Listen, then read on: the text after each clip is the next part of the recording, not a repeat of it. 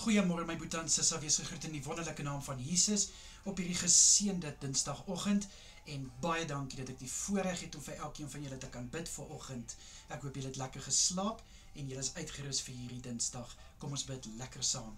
Vader, soos wat oom Lans sing, dankie.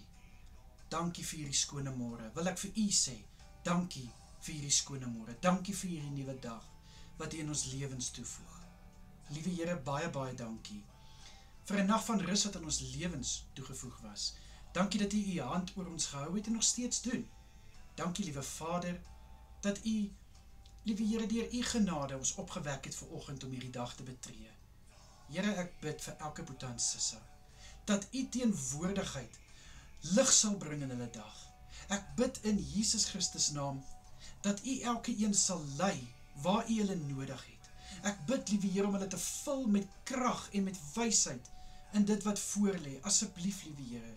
Ek bid dat u goedheid en die guns oor elke een sal uitgestort word vandag in Jesus naam. En Here, ek bid, waar daar mense is wat bang is vir hierdie dag, bid ek in Jesus naam, dat hierdie vrees sal verdwyn in Jesus naam.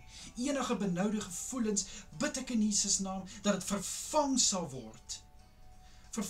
word met opwinding, met 'n verwagting vir dit wat u vir hulle instoor het vandag. Asseblief, Here.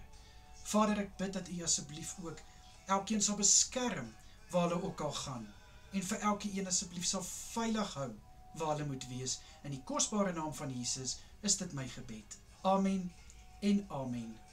My boetie en sissa, mag julle elke een 'n wonderlike dag verder hê. Kyk mooi na julle self en wees geseënd. Totsiens julle.